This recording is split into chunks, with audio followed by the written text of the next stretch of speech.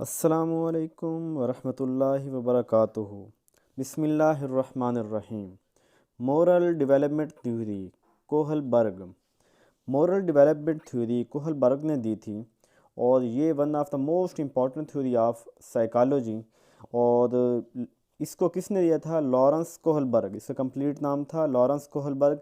ये यूएसए का था और यूनिवर्सिटी ऑफ शिकागो का ये प्रोफेसर था। और इसके मतलब इंटरेस्टिंग बात यह है कि इसने जो है एट द एंड जो है सुसाइड की थी। ये अपनी थ्योरी में कहता क्या है? इसकी थ्योरी किस चीज़ के मुतालिक है? इस थ्योरी का पर्पज़ क्या है? ये थ्योरी हमें राइट और रॉन्ग में डिफरेंस करना बताती है। ये हमें बताती है कि सीधा रास्ता कौन सा है और बुरा रास्ता कौन सा है। इसीलिए इसका जो नाम भी यही है, मोरल थ्योरी। इस थ्योरी को एक ज़बरदस्त जो है स्टोरी है। वो स्टोरी क्या है कि एक आदमी था जिसका नाम था हिंज, और उसकी जो वाइफ थी वो बीमार थी। उसकी वो वाइफ की जो है दवाई लेने के लिए मेडिकल स्टोर आप कह सकते हैं या केमिस्ट कह सकते हैं, उसके पास गया दवाई लेने के लिए। अब दवाई की कीमत ज़्यादा थी, इसके पास जो पैसे थे वो कम थे। और इसने फिर क्या किया कि इसने किसी तरह जो है ना वो उसकी जो मेडिसिन है उसको चोरी कर ली। यानी उसके पास पैसे नहीं थे, उसने जो मेडिसिन क्या कर ली, चोरी कर ली। तो इसको जो है ना हिंज डायलामा कहा गया है। मैं ये डायलामा क्या है मैं इसको नेक्स्ट एक्सप्लेन करता हूँ। अब जब उसने चोरी कर ली, उसके बाद लोगों ने तीन तरह के कमेंट किए, तीन तरह के क्वेश्चन किए। वो क्वेश्चन क्या थे? कुछ लोगों ने कहा कि Heinz should not steal the drug since it would be breaking the law. तो उसको ये दवाई जो है वो चोरी नहीं करनी चाहिए थी। ये जो है ना वो उसने लॉ को जो है वो तोड़ा है। एक तरह के लोग ये हो गए। दूसरी तरह के लोगों ने ये क्वेश्चन किया कि he should steal the drug and accept any prison sentence.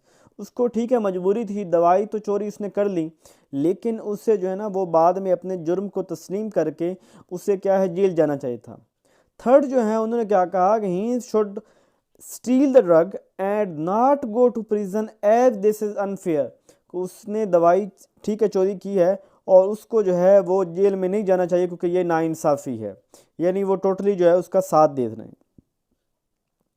अब इसका मतलब ये हुआ कि मुख्तलिफ जो एज के लोग हैं उनका इस बारे में नज़रिया मुख्तलिफ था।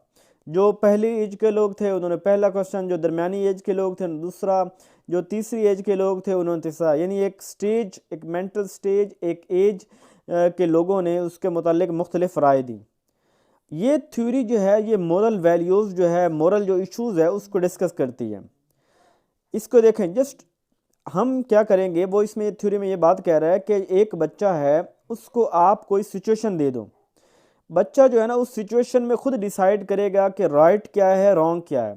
यानी ये जो है बच्चे को आज़ादी देती है ये थ्योरी, कि बच्चा जो है वो खुद देखेगा कि ये चीज़, ये रास्ता बुरा है और ये रास्ता अच्छा है। अच्छा, यहाँ पे एक जो चीज़ यहाँ पे इस थ्योरी में यूज़ होती है, जो वर्ड टर्मिनोलॉजी यूज़ होती है, जो मोस्ट इंपॉर्टेंट टर्मिनोलॉजी है, मुख्तलिफ क्वेश्चन में पूछी जाती है कि आपको डिफरेंस करना आना चाहिए कि मोरल डायलेमा क्या है और मोरल रीजनिंग क्या है। देखिए, डायलेमा जो है ना वो एक सिचुएशन का नाम है।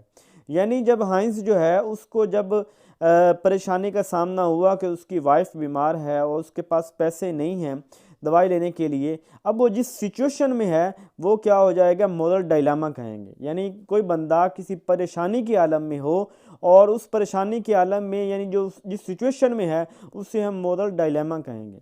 और सेकंड, मोरल रीजनिंग। और उस सिचुएशन में वो क्या हल निकालेगा, कौन सा हल तलाश करेगा, कौन सा स्टेप लेगा, उसे हम रीजनिंग कहेंगे।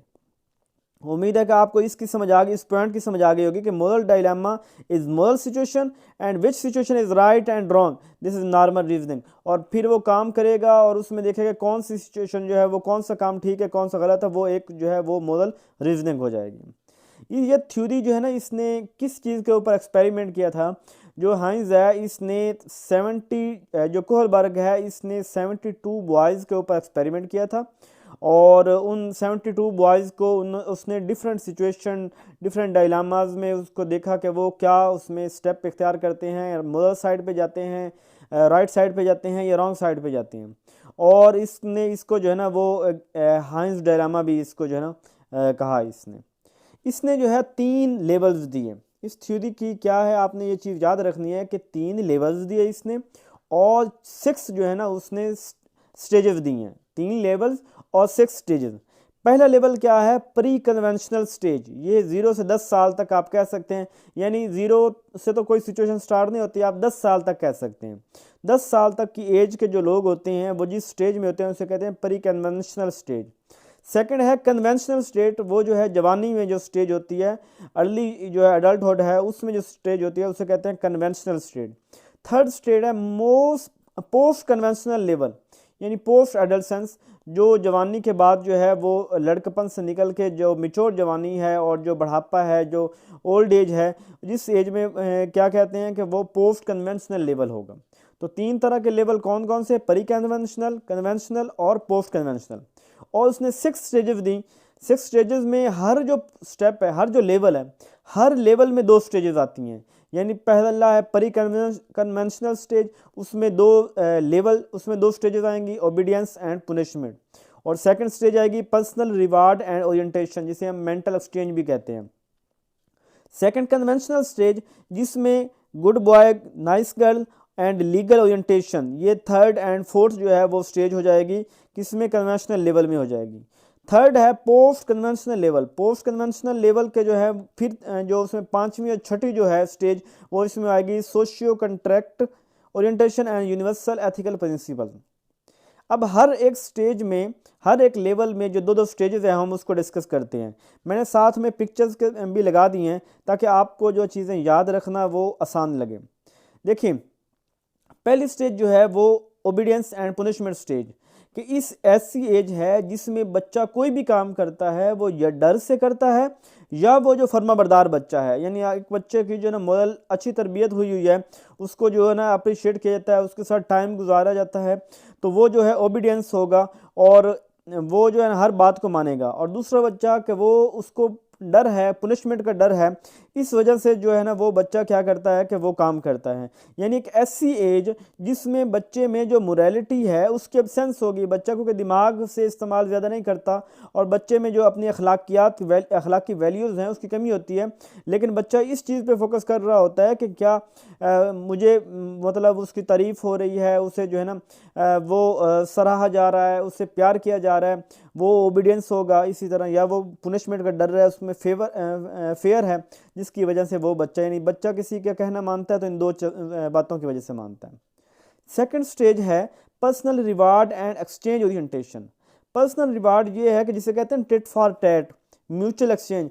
इसमें ये होता है कि अगर एक बच्चा जो है उसको कोई बेनिफिट नज़र आ रहा है तो तब वो बच्चा जो है ना वो काम करेगा, और अगर उसमें बेनिफिट नज़र नहीं आ रहा तो वो काम नहीं करेगा। जैसे आपने देखा होगा कि children see what he will get benefit see, यानी बच्चा तो जो है वो क्या देख रहा है, अपना मफाद देख रहा है। यहाँ पे आप देख सकते हैं कि my attitude will always be based on how you treat me, कि मेरा जो है रवैया है वो तुम्हारे साथ ऐसा होगा कि जैसे तुम मुझे ट्रीट करोगे। तो यानी ये जो है टिट फॉर टैट पे ये वाले जो है स्टेज वो बिलीव करती है। थर्ड स्टेज जो है उसकी, फोर्थ स्टेज जो है कन्वेंशनल लेवल की, वो क्या है, good boy and nice girl.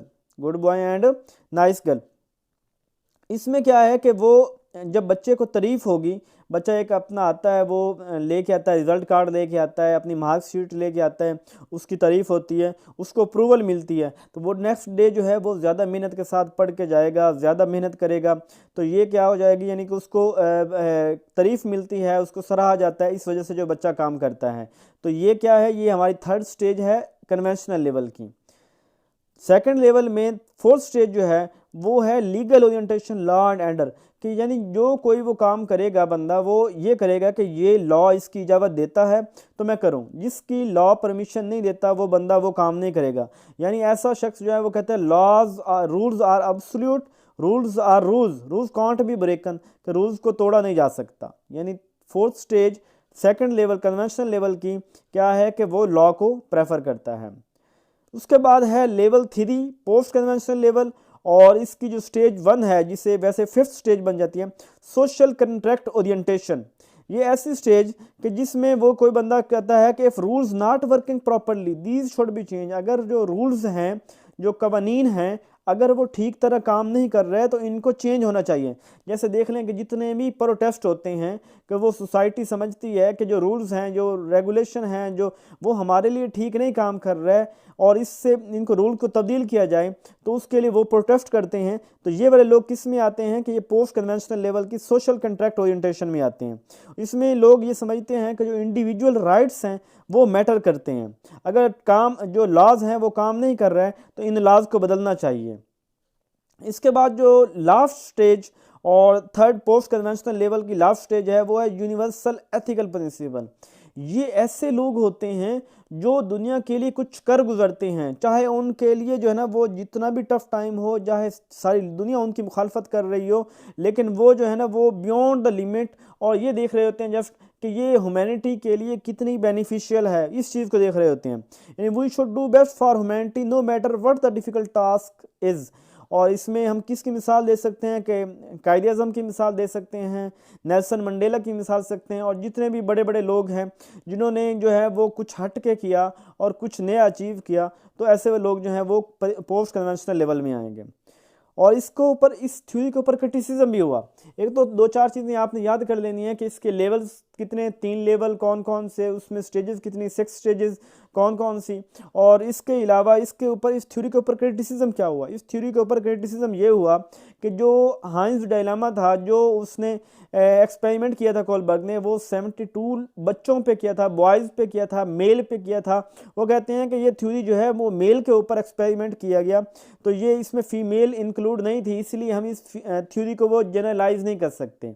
यानी वो कहते हैं कि ये थ्योरी जो बाइस्ड सैम्पलिंग हो गई, कि इसमें जो है ना वो सैंपल जो हमने लिया है वो बाइस्ड है, हमने मुतफर्रिक हर तरह के जो है लोगों का सैंपल नहीं लिए, सिर्फ मेल्स को लिए।